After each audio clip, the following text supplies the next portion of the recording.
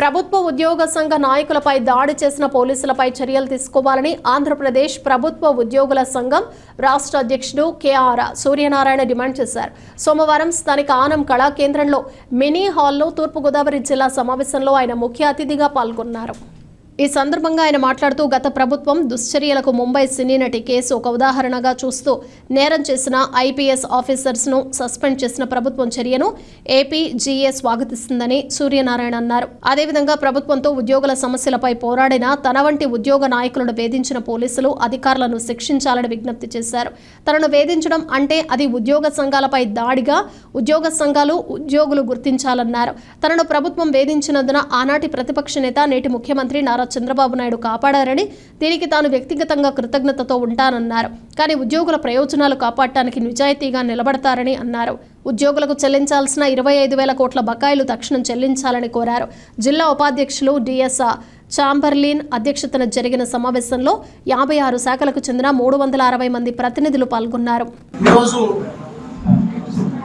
ఉద్యోగుల సమస్యల మీద, వాటికి ఉన్న పరిష్కార మార్గాల మీద, గత 2 దశాబ్దాలుగా దిగజారిపోయిన ఉద్యోగ వ్యవస్థని తిరిగి ఎలాగ గౌరవంగా నిలబెట్టుకోవాలనే అంశం మీద, గడిచిన 5 సంవత్సరాల నిరంకుశ పాలనలో ఉద్యోగులకు జరిగిన నష్టాలని, ఉద్యోగులకు కలిగిన కష్టాలని, కొన్ని పూడ్చుకోగలిగినవి ఉన్నాయి, కొన్ని పూడ్చుకోలేనివి ఉన్నాయి.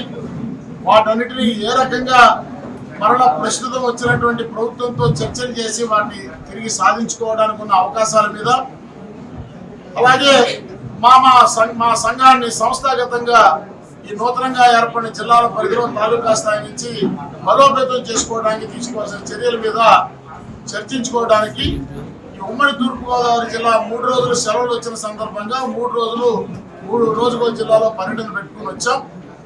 చాలా సంతోషం. ఉమ్మడి తూర్పుగోదావరి జిల్లాలో ఉద్యోగులు ఇంత చైతన్యవంతంగా ఉన్నారని, మా సంఘం పట్ల, నాయకత్వం పట్ల ఇంత అభిమానంగా ఉన్నారని చూసిన తర్వాత చాలా సంతోషం వేసింది. ఆ సినీ నటి కేసులో ప్రధానంగా ఈ 3 ఐపీఎస్ అధికారులని ప్రభుత్వం క్రిమినల్ కేసులో ఎఫ్ఐఆర్లో చేర్చడం ద్వారా ఆ 3 ఐపీఎస్ అధికారులని సస్పెండ్ చేయడాన్ని కెఆర్ సూర్యనారాయణ అని నేను వ్యక్తిగతంగా నా కుటుంబం పక్షాన, ఆంధ్రప్రదేశ్ ప్రభుత్వంలో ఉన్నటువంటి లక్షలాది మంది ఉద్యోగుల పక్షాన, ఉద్యోగ సంఘాల పక్షాన హృదయపూర్వకంగా స్వాగతిస్తూ ఇంత ధైర్యమైన నిర్ణయం చేసినందుకు గౌరవ ముఖ్యమంత్రి గారిని అభినందిస్తా ఉన్నాను, మనం చేస్తా ఉన్నాను.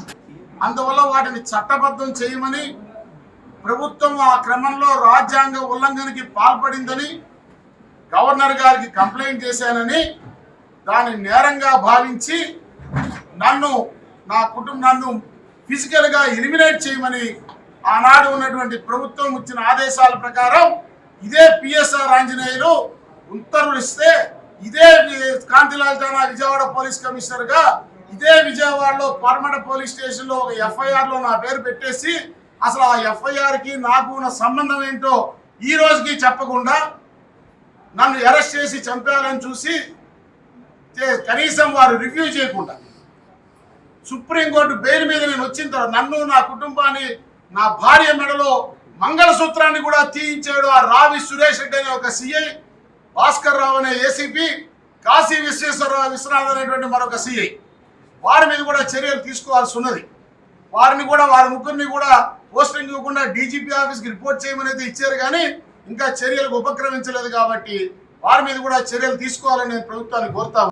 నామినేషన్ గుమస్తా స్థాయిలో ఉన్న ఉద్యోగిని ఉద్యోగుల జీతభత్యాలు చెల్లింపు అడిగారని అరెస్ట్ చేయాలని చూస్తే భారత అత్యున్నత న్యాయస్థానం సుప్రీంకోర్టు ఆంధ్రప్రదేశ్ రాష్ట్రంలో ఏం జరుగుతుందో మాకు తెలుసు అని వ్యాఖ్యానించి నాకు బేషరతు ముందస్తు బెయిల్ ఇస్తే ఆ బెయిల్ పిటిషన్ అపోజ్ చేయమని 25 లక్షల రూపాయలు పేమెంట్ ఇచ్చి ఒక సీనియర్ మోస్ట్ కౌన్సిల్ ని రాష్ట్ర ప్రభుత్వం ఎంగేజ్ చేసిందంటే ఆ ప్రభుత్వం ఎంత కక్షపూర్తిగా వ్యవహరించిందో అర్థం చేసుకోమని కోరుతా ఉన్నా.